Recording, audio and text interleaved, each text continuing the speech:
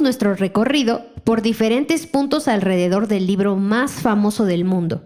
Hemos postulado la importancia que este libro ha tenido para los discípulos históricamente y cuán necesario es que regresemos hoy en día a conocer el libro que nos ha definido como la gente del libro.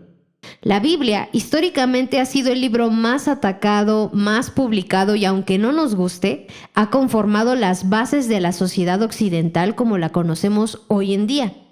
Desgraciadamente, la Biblia es uno de los libros más malentendidos a lo largo de la historia y también es uno de los textos que se ha usado más como pretexto para derramar litros y litros de sangre, manchando la historia de barbaries que esperamos no volver a vivir jamás. Pero, ¿por qué este libro es tan especial y tan importante para la historia de la humanidad? ¿De dónde viene? ¿Quién es el autor? ¿El mensaje es el mismo desde sus inicios o ha sido modificado a lo largo de la historia? Esas preguntas y muchas otras más pondremos sobre la mesa en esta y las próximas entregas. ¿Qué onda, familia? Bienvenidos a Emaús, temporada 1, episodio 4. Señoras y señores, estamos avanzando, estamos siguiendo en el camino, progresamos en el camino. Es un gusto saludarles. Roy, ¿cómo estás? Muy bien. Sare, ¿cómo estás? Bien. Pau. ¡Viva! Eso es muy importante hoy en día. Joaquín, ¿qué onda? ¿Qué onda? Estamos avanzando en nuestro camino por esta primera temporada. Ya estamos llegando a la mitad, podríamos decir, de esta primera temporada. Y en el capítulo pasado hablamos acerca de un grupo de personas muy especiales. Los Dimi, la gente del libro. ¿Por qué no hablar acerca de ese libro? Hoy empezamos una serie acerca de la Biblia. Vamos a contestar varias preguntas, o vamos, mejor dicho, a intentar contestar, o si es posible, hacer más grandes las dudas. Vamos pregunta a pregunta, capítulo a capítulo. Y la pregunta del día de hoy, de la mañana de hoy o de la noche de hoy, depende del momento en que escuches esto, es: ¿quién escribió la Biblia? ¡Pum! Chun, chun, chun. Antes, bueno, hay varias preguntas que pueden salir de esta pregunta, ¿no? Pero primero que nada creo que es importante saber cuál va a ser nuestro tipo de respuesta o cómo podríamos contestar esta pregunta, específicamente desde qué perspectiva vamos a contestar esta pregunta. O sea, si viene desde qué punto. Desde la gastronomía. Sí. Las matemáticas. Ay, no. Como Lupe el meme, no. Ay, no. Ay, Un no. ateo, un creyente religioso, un católico, O un musulmán, un discípulo. un discípulo. ¿Desde qué perspectiva? Pues lo más cercano que tenemos ahora y que de hecho hemos hablado con anterioridad ha sido la postura tradicional, la que todos... En el cristianismo. Así es, en el cristianismo, lo que todos conocemos, lo que hemos experimentado, lo que hemos hablado. Y la postura tradicional considera que el Antiguo Testamento se escribió en un periodo de 1400 años. Ujú. Que tiene diversos autores, que está desarrollado en diferentes zonas geográficas, en diferentes idiomas, hebreo y arameo.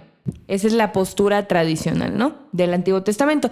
Y del Nuevo Testamento, que se redactó en un periodo de casi 70 años y principalmente es escrito en griego, también por 7 autores, y resume... esta postura tradicional resume que la Biblia es la palabra de Dios. Ok. Esa sería como una perspectiva. Ok, aunque no es la única perspectiva. No. Hemos dicho en este podcast que queremos presentar las dos caras de la moneda mínimo, si es que hay muchas caras de la moneda cuando toquemos algún tema. Y otro de los puntos o otro de los caminos que podemos tomar para contestar esta pregunta, además de la tradicional, es algo que podemos denominar la postura histórico-crítica. Ujú. ¿Qué es la postura histórico-crítica? Es el resultado de incluir a la ciencia en la teología. Durante muchos años la teología, como lo plantea la postura tradicional, se basaba más en creencias, Ok. más en lo que me han contado, lo que la tradición ha pasado boca por boca, generación tras generación. Pero no es hasta por ahí de finales de 1800, fíjate cuántos años, de 1800 que el método histórico crítico se empieza a hacer famoso. O sea, no hace mucho 200 tiempo. años. Ajá, hace 200 años. Y si comparamos el cristianismo, en su historia hay mínimo 2000 años. Y si hablamos de todas estas, por llamarla de alguna forma, religiones abrámicas, como el judaísmo, el cristianismo y el islam, nos podemos ir hasta 6000 años de historia mínimo. Claro. Y apenas hace 200 años estamos empezando a aplicar esta forma de pensamiento o este acercamiento al texto, al libro de los libros. El método histórico crítico usa lo que la geografía, historia, filología, antropología, arqueología, todo lo que las GIAs descubren, todo lo que las ciencias descubren, utiliza estas herramientas para entonces tratar de interpretar el texto y darle el significado original o más apegado al original. Claro. Porque hoy en día no podemos hablar de esclavos de la misma forma que se hablaba hace 3000 años, ¿no? Es interesante porque entonces es un método totalmente contrario, o bueno, opuesto, no negativamente, pero a lo tradicional, porque lo tradicional está pegado a dogmas, a creencias, y este método histórico crítico es más de vamos al texto, vamos a indagar, a Podríamos buscar decir que y es más objetivo, ¿no? Sí. Menos sesgado por lo que culturalmente se va pasando en tu entorno. O podríamos decir que es más técnico. ¿Ok? El método histórico crítico, su primera meta, el primer punto al cual quiere llegar es analizar el texto y todo lo que le rodea. Como en qué época se escribió, sí. quién, cuándo, cómo, dónde, etc. Y el método histórico crítico es parte de lo que la teología moderna llama las ciencias bíblicas. Es raro, ¿no? Claro, poner ciencia bíblica. así como que... Ajá. Pero este punto de la teología moderna utiliza y no se pelea con todos los avances tecnológicos y científicos. Dentro de estas ciencias bíblicas, una rama muy interesante que se ve nutrida de estos saberes es la hermenéutica y la homilética. La hermenéutica es, vamos a decirlo de forma poética, el arte de la interpretación. Ok. Y es importante mencionar que desde siempre ha existido. Por ejemplo, la parte tradicional, con muchos años de experiencia, desarrolló algunos caminos a seguir. Por ejemplo, darle una interpretación alegórica. A un texto. Ajá. En Génesis se menciona el árbol. Y entonces el árbol, alegóricamente, significa esto, puede ser aquello, que si era manzana o chico zapote, Realmente lo que hace es como retomar figuras o Ajá. ilustraciones. que no requieren de un estudio que involucre a otras disciplinas científicas, sino únicamente alegorías sobre el texto, quizás influenciadas por quien las lee o por la comunidad, o incluso como hoy en día tristemente sucede, que me conviene que la gente escuche, ¿no? Ok. También Claro. esta parte de la hermenéutica puede dar una interpretación moral. Tomar un pasaje y decir, con base en lo que dice aquí, esto es bueno, esto es malo. Esto lo haces, esto no lo haces. A ver, corrígeme si estoy un poquito, ¿no? Por ejemplo, pienso en algo alegórico, bien este árbol, esta interpretación, pero lo alegórico puede ser también orientado al sentido literario del texto. Por ejemplo, los poemas son muy alegóricos. ¿A eso te refieres o no? No, sí, pero Es la interpretación lo que tú dices. justamente sí, la hermenéutica interpreta el texto. Si el texto es alegórico, como un poema, Exacto. pues es más de donde van a sacar o donde se va a sacar. Claro. Por ejemplo, hoy en día como que no está muy padre decirle a una chica que su cuerpo parece alguna que otra cabra o a una que otra oveja, como dice Cantares. Sí. Ajá. Pero entonces la postura alegórica va a tratar de buscar figuras Parecidas. o patrones que puede que estén en el texto, Ujú. puede que no estén en el texto. Porque depende de quién está O interpretando sea, el texto. de aquí puede derivar una buena o una mala interpretación. Claro, totalmente. Ujú.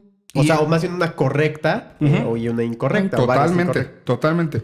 Sí, porque pienso en este y pienso en el moral. No sé, se me ocurre Proverbios, que define mucho el bueno, el malo, el justo, el injusto, el sabio y el insensato. Pero esa es otra, ¿no? No es la alegórica. La que tú estás diciendo No, moral estoy es hablando otro en el moral acercamiento. como Otra variante de otra la variante. hermenéutica. Estoy buscando un significado moral. Y a lo mejor Proverbios es muy fácil de entender, Claro, ¿no? es Esto muy está claro bien, en, eso está en mal, ese ¿no? aspecto, sí. Pero, no sé, pensemos a lo mejor en esa historia del Antiguo Testamento donde cierto personaje asesina a su pareja, la corta en pedacitos y la avienta o la La manda riega.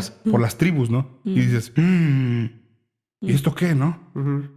Y tratas de buscar, ¿no? Pues estuvo bien o estuvo mal que la matara. Entonces, ¿y ahora qué hacemos, no? Y está peor esto que Ted Bundy y los demás asesinos seriales, El ¿no? novio Ajá. tóxico. Ajá, amiga, date cuenta. Pero las escrituras pueden ser interpretadas buscando una enseñanza moralista. Ujú, ok. ¿Sí o no? Un principio. Bueno o Bueno. malo. Ajá. Que de Ok. nuevo, si se dan cuenta, estas dos partes, tanto la alegórica como la moral, dependen de quién enseña y de quién escucha. Ujú. Porque puede ser usado para bien o puede ser usado para mal. Claro. Sí, creo que hasta es bueno definirlo porque hasta alguien puede confundir en sí el texto. No sé, me imagino. O que ves una narrativa de la Ujú. historia que habla de una narrativa real Ujú. dentro de la historia y buscan darle una alegoría Ujú. y se empieza a desviar realmente el significado en la interpretación Ujú. porque no está haciendo de manera correcta. Ujú. Entonces siento que esa es una forma que no está chido hacerlo Ujú. y para eso ayuda la hermenéutica, o sea, saber ¿Cómo cómo interpretar? interpretar realmente el texto. Sí, quisiera terminar con la tercera parte o tercer camino que tiene que ver mucho con lo tradicional porque no podemos negar esto. Por muchos años solo tuvimos la tradición Exacto. Claro. Sí. y la parte histórico-crítica es relativamente nueva. Pero la parte histórico-crítica no cuadra con la alegoría, no cuadra con lo moral y tampoco cuadra con el sentido anagógico o místico, muy famoso hoy en día. Como que quieres escuchar la voz de un billete. Sí. Escuchemos Los el billetes sonido hablan. de la voz del No se ríen. dinero. Ah, sí. Nos van a banear por esto, ¿eh? Mira, la parte o el significado anagógico que la hermenéutica en muchos caminos o en muchas tradiciones se ha utilizado, busca plantear un camino a seguir. Anagógico de anagón en el griego, que significa camino, senda, guía, también tiene que ver con esta cuestión mística, donde a todos los elementos les voy a dar una interpretación que muchas veces, como nadie más conoce, no tiene nada que ver. No, y aparte nadie más estudia, ¿no? Es como, Claro. ok, tú lo dices, lo que hablábamos en los primeros capítulos, ¿no? O sea, como tú lo dices, me lo trago e incluso así lo enseño, ¿no? Y que a veces eso es una de las complicaciones de la tradición, que al no yo rascarle como oyente o como maestro, repito simplemente las cosas, ¿no? Claro. Y que en un principio tal vez, como dices, ¿no? Era lo único que había, no había recursos, no había materiales, pero ahora, ¿no? Ahora sí podemos tal vez tener otro camino a seguir que es este que estás mencionando. Pero curiosamente, la parte anagógica, o sea, no todo tiene que ser malo. Podemos hablar como esos abusos muy comunes hoy en día, o como la otra parte. Por ejemplo, dado que anagógico significa marcar un camino, una senda a seguir, el libro o el rollo de Apocalipsis es un ejemplo anagógico. Marca el camino a una esperanza. El significado de Apocalipsis, el más práctico, sencillo que puede resumir en una palabra es esperanza. Está todo gacho lo que narra Apocalipsis, sí, pero al final dice sí, pero Cristo va a regresar y todo va a estar chido. Claro. Entonces, darle esperanza. Claro. Entonces, tanto el sentido alegórico como moral, como anagógico, pueden ser usados para el bien o para el mal. Pero, ayudada de las ciencias bíblicas, la hermenéutica, que se fundamenta en el método histórico crítico, busca interpretar el sentido literal. ¿Qué dice el texto? ¿Y qué significa el texto? No significa lo mismo para una sociedad del siglo XXI en Latinoamérica, a una sociedad de hace 3.000 años, 4.000 o 2.000, depende, en el Medio Oriente. No tiene nada que ver. Y entonces ahí es donde choca. Porque posiblemente esta hermenéutica literal basada en el método histórico crítico no tenga nada que ver con lo que hoy en día creemos que el texto dice. Y ahí es donde viene el pleito, porque el método histórico crítico en los últimos 200 años ha llegado incluso a ser considerado herejía por chocar con lo con la tradición. Yo me identifico mucho. Yo siento que... sí, Que soy hereje de Sí, me siento bien que a hereje. veces no me siento así, pero creo que me ven así. No, A veces. te queremos. No, Todos somos siento que Roger. muchas veces por criticar ciertas enseñanzas o ciertos dogmas que realmente creo que vienen de esta idea tradicional, sí te dan esta sensación. Y lo entiendo, ¿no? Al fin y al cabo les estás moviendo todo un mundo de enseñanza, ¿no? Todo una idea que están basados en que realmente es 100% veraz. Y eso me lleva a la siguiente pregunta. Justamente, ok. o sea, ¿cómo sé que el método tradicional es veraz? O sí, prácticamente es eso. Preguntémosle a la Expositora. científica del método.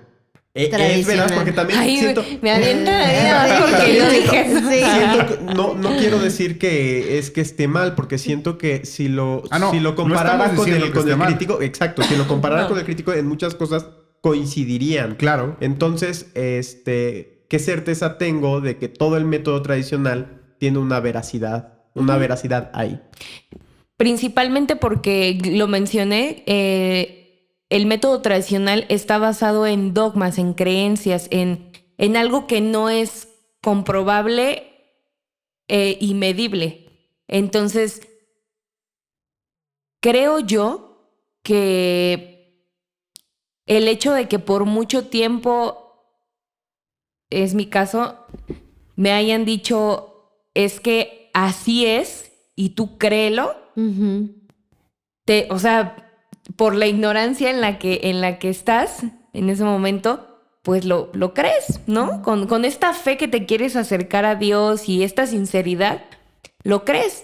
Pero ya pasa el tiempo y entonces dices, ¿y por qué hice eso en ese tiempo? ¿Por qué no busqué? ¿Por qué no indagué? Entonces, creo que respondiendo a esa pregunta es por eso, porque no tiene... Hechos, ¿no? hechos que le respalden, sino que ha sido este abuso, hasta podría decir, de personas que llegan y te dicen, no, simplemente créelo. Tuve una experiencia con 2 personas en específico. Una de ellas sinceramente dijo, es que así me lo han enseñado siempre y yo ya lo abracé y así lo voy a seguir haciendo. Y otra que dijo, es que así me han enseñado, pero estoy dispuesto a aprender y a cambiar mi pensamiento. Entonces Eso es creo bueno. que eso es a lo que podemos Y llegar, es que ¿no? a veces no siempre, o sea, sí, ¿no? Hay veces que sí hay una mala intención, ¿no? Pero hay veces que no hay una mala intención detrás, sino como dices, o sea, justo así se lo enseñaron. Sí. Una historia, ¿no? Que tú me contabas acerca del pescado en el sartén, ¿no? O sea, la mamá siempre cocina, cuando va a cocinar pescado, le corta la cola, le corta la cabeza, ¿no? Pero ¿por qué lo hace? Porque así lo hacía su mamá, porque así lo hacía la abuela, ¿no? Y hasta que vas con la abuela, te das cuenta que ella le cortaba la cabeza y la cola porque no cabía en el sartén, ¿no? Entonces hay cosas que ya empezamos a hacer nada más como en automático, Sí.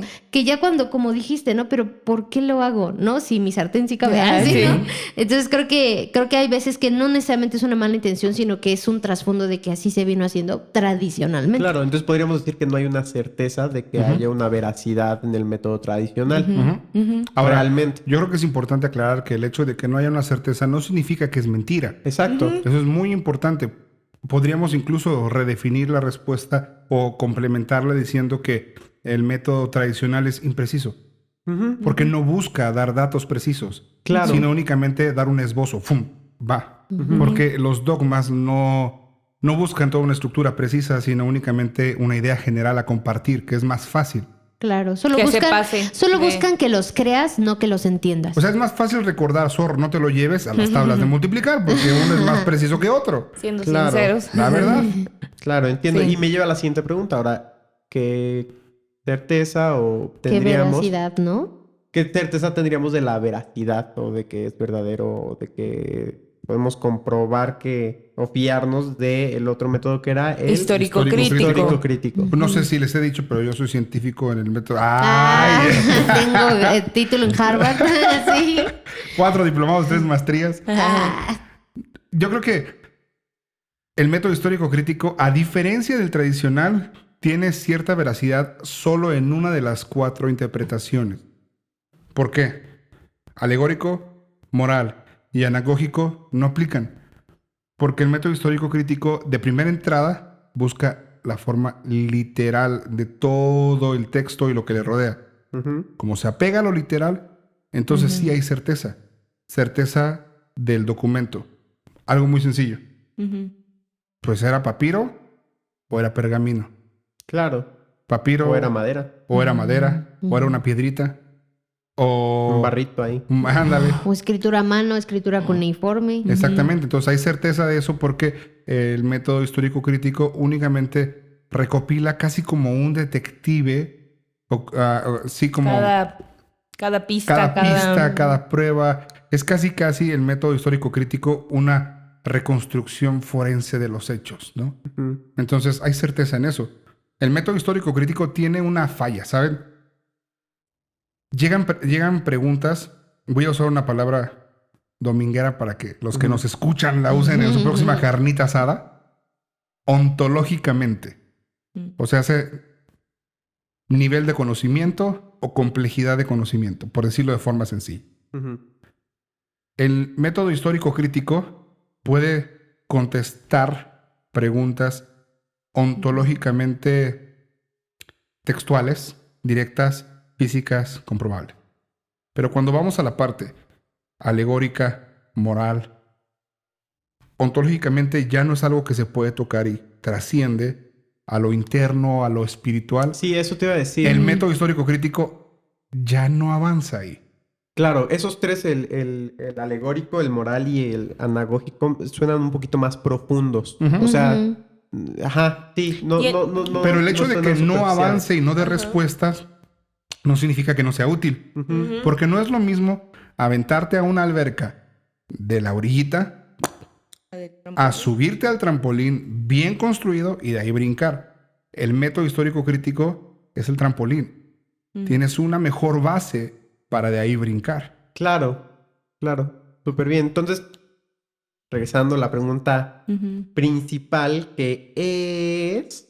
me quito. ¿Quién escribió la Biblia? Biblia. Lo podemos contestar con una de estas dos.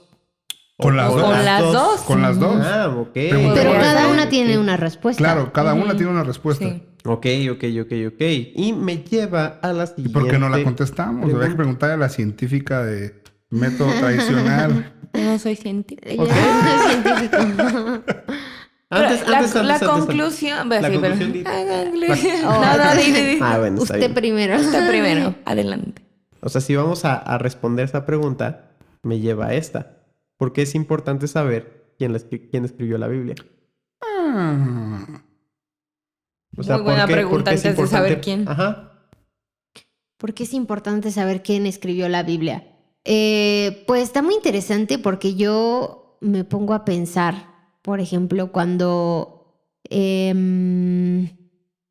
supongamos, ¿no? Que una empresa necesita un sistema o un método de cómo va a estar funcionando, ¿no? Y esta empresa maneja maquinaria muy complicada y bajo ese precepto tiene que cuidar la integridad y la salud de sus empleados.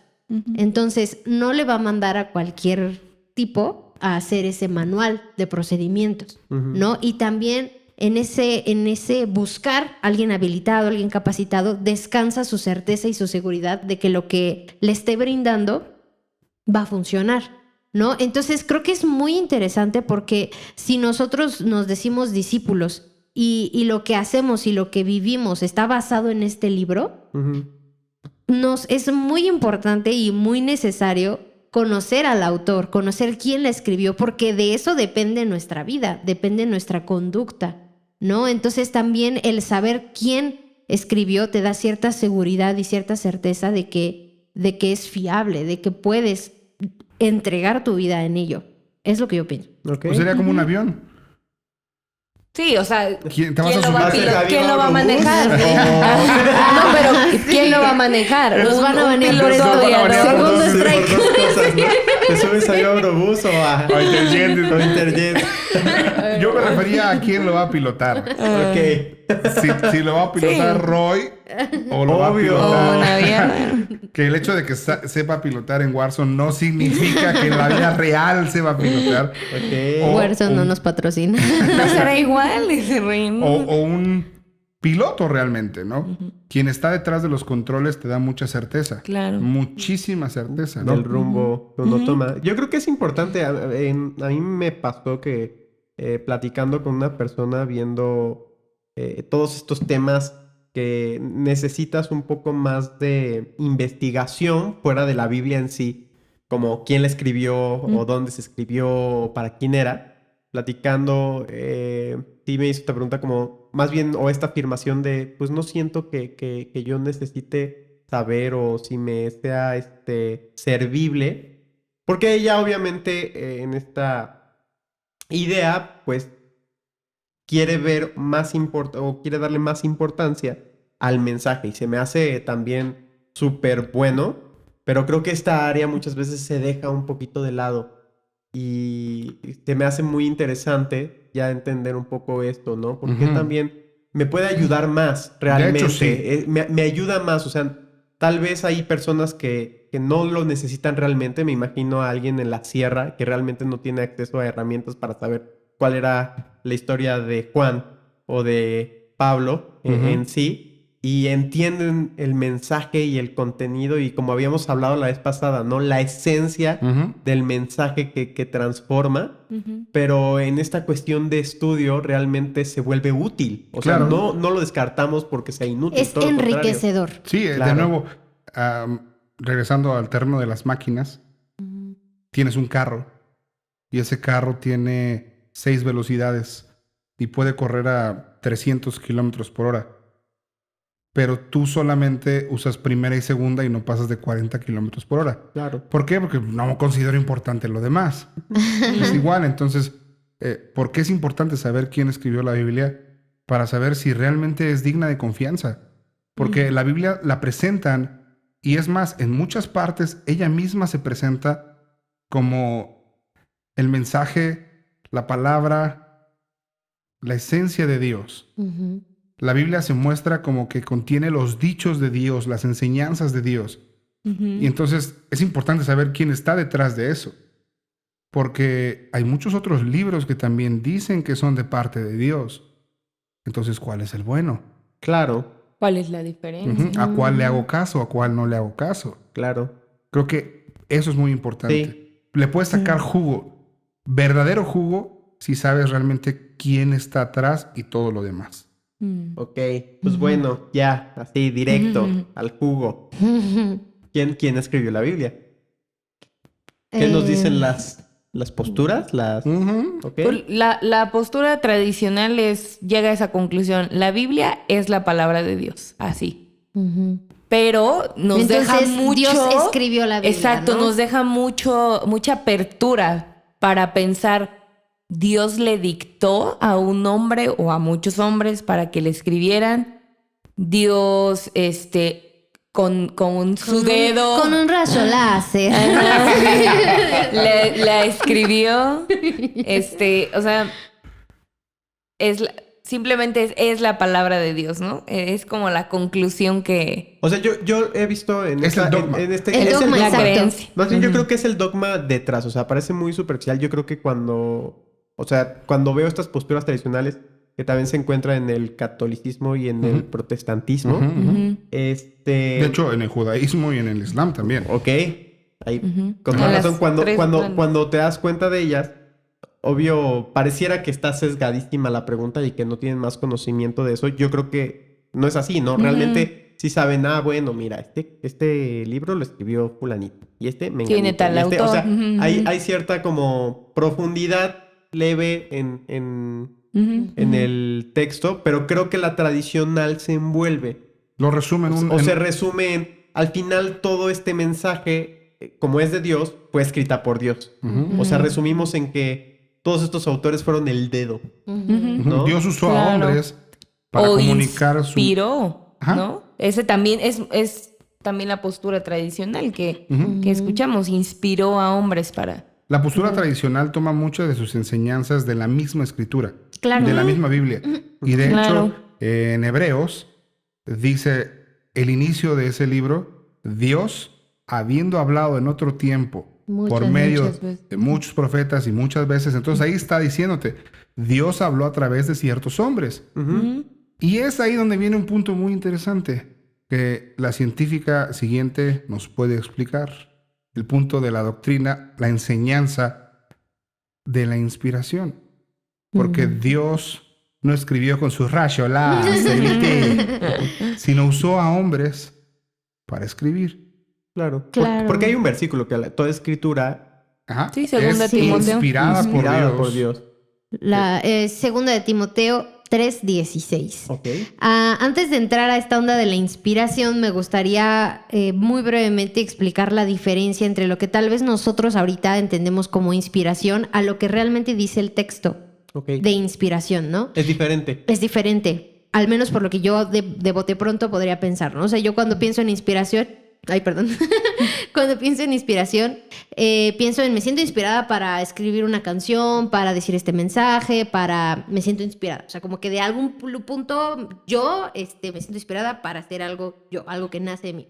Ok. Sin embargo, lo que vemos en el pasaje de 2 de Timoteo 3:16 nos habla acerca de que inspirado más bien significa respirado, exhalado, ¿no? Y también viene del latín, creo que o griego, del griego. teonustos, ¿no? Que significa tomar aire, ¿no? Entonces, podríamos reformular este versículo diciendo toda la escritura es respirada por Dios, ¿no?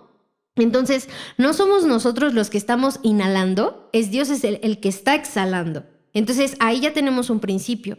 No es el hombre el que se está inventando las cosas, sino es Dios el que está dando, ¿no? Y eso nos lleva a otros dos principios muy importantes.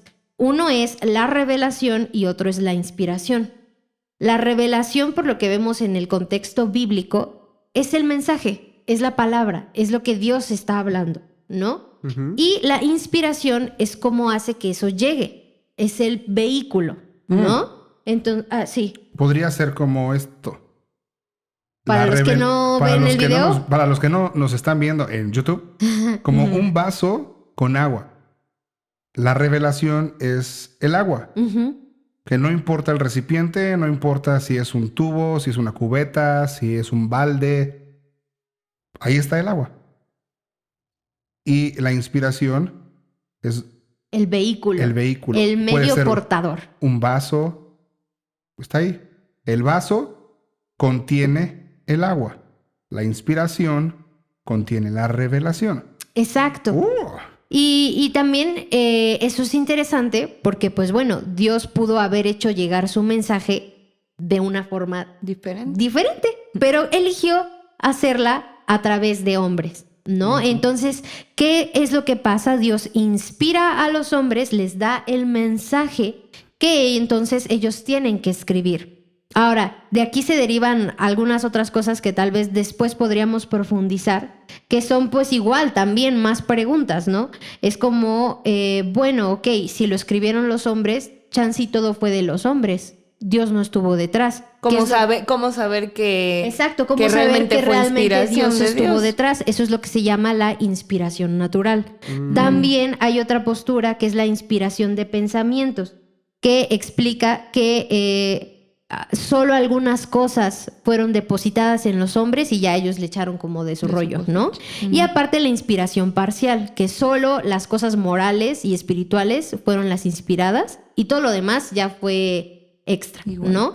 Pero me gustaría dar rápidamente algunos puntos para contrarrestar esta perspectiva de la inspiración natural, que te hace, que refuerza la idea de que no hay un Dios detrás, de que todo fue parte del genio humano, ¿no? Ok. Así como alguien que pudo haber escrito la Divina Comedia, o como Shakespeare, o como Platón, o como grandes personajes de la literatura, ¿no? Entonces, uno es el personaje Jesús, ¿no? A ningún hombre se le pudo haber ocurrido un personaje tan distinto a la humanidad, ¿no? Un personaje tan puro, tan santo, tan diferente. Ahora, hay otra cosa, ¿no? Que tal vez tú podrías ayudarnos, Pau. ¿Cómo es que tantos autores de tantos diferentes contextos coincidieron en hablar de este mismo personaje?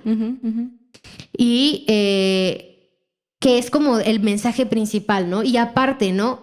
Otra cosa que se expone es condenar a la raza humana y que no hay esperanza a través de solo este personaje, Jesucristo.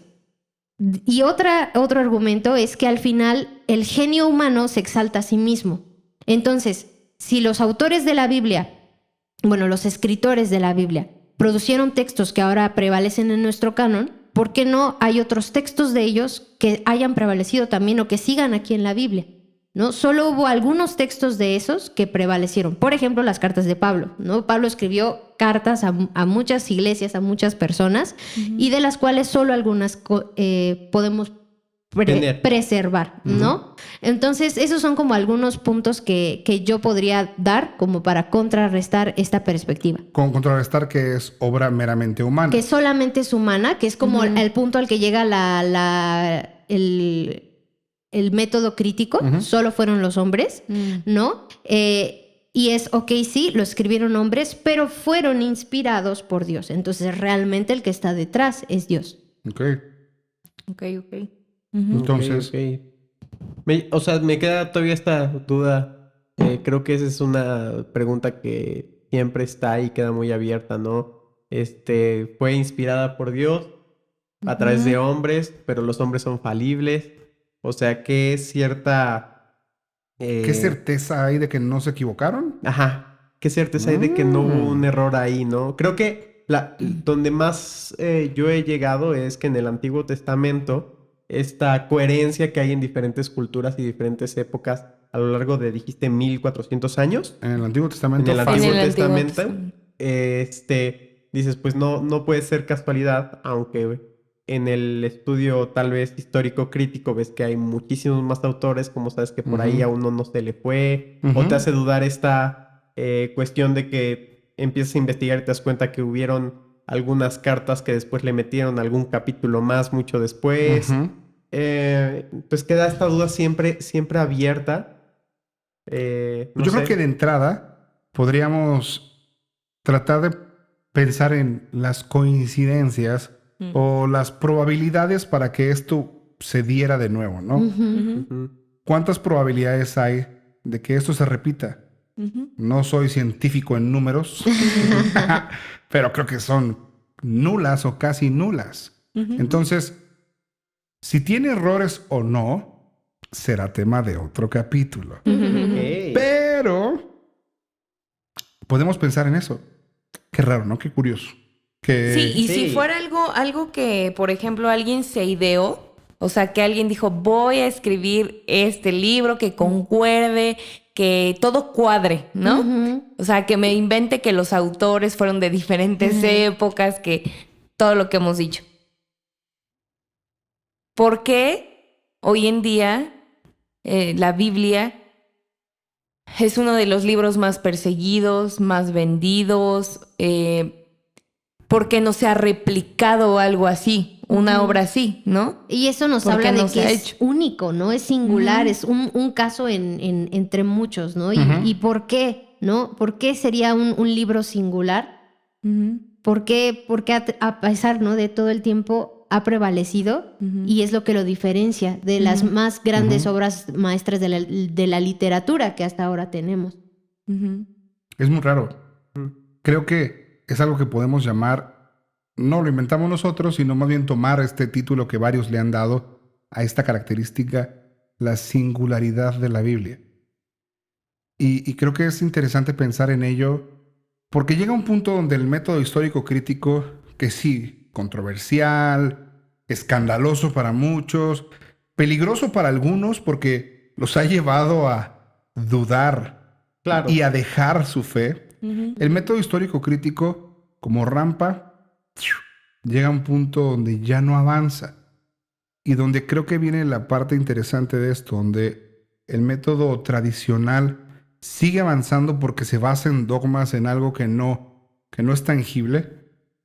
Y como si fuera una escalera al cielo, hay un espacio entre dos escalones, donde solo podemos llegar si damos un brinco de fe. Mm. Curiosamente, aquellos detractores de la Biblia utilizan el método histórico crítico para reforzar esos argumentos típicos. Claro. La Biblia es de hombres, le metieron mano, se contradice, y etcétera, ¿no? Y puede ser que con el método histórico crítico obtengas información para validar esos argumentos, Ujú. pero eso no niega la parte de que hay algo atrás de ese libro, que hasta la fecha, más de, vamos a cerrarlo en números redondos, más de 2000 años, individuo tras individuo, que se sumerge en las páginas de ese libro, tiene que tomar una decisión. ¿Creo lo que este libro dice o no lo creo? Como lo decía Lucas. Oh, excelentísimo Teófilo. Muchos han tratado de acomodar estas cosas, parafraseando, pero después de haberlas investigado a detalle, he considerado bueno escribírtelas por orden, para que conozcas mejor lo que para nosotros es ciertísimo. Mm. Es bien interesante porque Lucas no le hace manita de puerco a Teófilo, sino le dice, brother, esto pasó, yo lo vi, no me preguntes cómo, Claro. pero ahí está. Es tu decisión. Interesante. También se me hace un tipo de pregunta que, ¿sabes? Creo que aún nuestra respuesta está un poco limitada con el método crítico, histórico crítico. O sea, saber que a lo mejor un libro tiene más de... Un solo libro tiene más de 3 autores. Ujú. Y sabes quién es el principal, pero no sabes quiénes fueron los otros 2. Ujú. Ahí nos vemos un poco limitados porque entonces no tienes... solo tienes la veracidad del principal, ¿no? Ujú. Solo tienes la veracidad de este personaje principal y ahí la firma de este Por decirlo. autor, por así decirlo. Pero creo que te da esa confiabilidad. Y resumiendo todo esto, entonces tenemos la respuesta tradicional, que es la que nos dice Pau. Que ¿Quién es escribió la Biblia? ¿de quién escribió la Biblia? Ujú. La respuesta tradicional que es... Es la palabra de Es la Dios. palabra de Dios. Se Ujú. basa en algo... Una creencia. ¿Cuál era la Una palabra que creencia. tú... Divino. Impreciso. Impreciso. En algo impreciso. Y el histórico crítico, que Que nos dice... podríamos llamarlo, el método histórico crítico tiene dos realidades. Ujú. Podríamos llamarle la alta crítica y la baja crítica. Ok. La respuesta de la alta crítica es la Biblia la escribieron los hombres. Ujú. Nada más. La baja crítica dice, este libro es escrito por hombres, pero es muy raro. Ujú. Hay algo ahí que, como muchas partes de cualquier otra ciencia, la baja crítica dice, es escrito por hombres, pero no puedo explicar por qué hace lo que hace En la vida. en los que la leen. Oye, ¿y por qué es alta y baja? Son los extremos. Siempre Ajá. para todo hay extremos. Ok. Así es. Entonces, es ¿Cuál podría ser una nueva o qué tendríamos que hacer? Porque, pues bueno, no me quedo conforme con o Dios o los hombres. O sea, Ajá. ¿qué podríamos redefinir? Ahora, yo creo que si pensamos, si fuéramos a lo mejor muy piquis, podríamos decir, híjole, es que si digo que la Biblia es la palabra de Dios, entonces depende de qué palabra está diciendo, ¿no? Ujú, Si yo hablo en español, entonces Dios hablaba español. O cómo fue, y si no, pues no, que no la escribió Dios y fue por medio de hombres. Ujú. ¿Qué les parece esta idea? Que tampoco es de nosotros. La hemos escuchado, pero se nos hace muy sabia.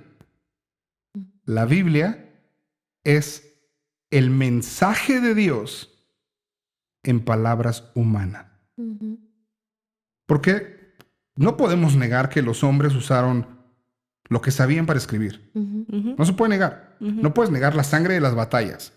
No puedes negar los milagros que narra. No puedes negar que estuvo en papel, que estuvo en rollos, en piel de cordero. No puedes negar los rollos del mal muerto. No se puede negar. Pero tampoco puedes negar que el mensaje que contienen esas letras lleva millones de seres humanos transformados. Ujú. No lo puedes negar. En mi caso, yo soy testigo de eso. Y creo que los que iban rumbo a Emaús también. Ujú. Ujú. No podemos negar que es físico, como tampoco podemos negar que es espiritual. El Claro. mensaje de Dios en palabras humanas.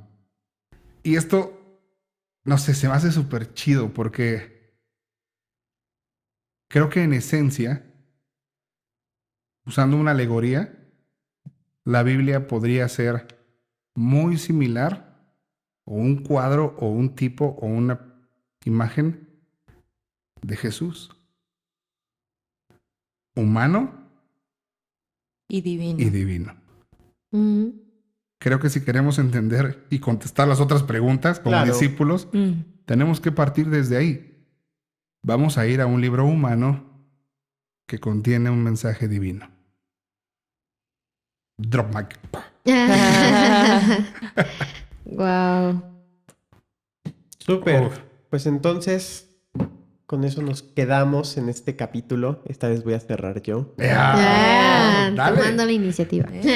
Gracias a todos los que nos escuchan. Les animamos a que visiten nuestras redes sociales. Nos gusta también que comenten, que le den like. Nos ayuda muchísimo. Que lo compartan también. Nos Sí. ayuda bastante. Que le den difusión. Se vale expresarse, se vale todo. Nosotros estamos abiertos a escuchar a los que también quieran participar. Bueno, ¿por qué Ujú. no? También. Y pues nos vemos hasta la siguiente. No sé. Yo creo que la frase es: nos vemos En En el el camino. camino. Ay.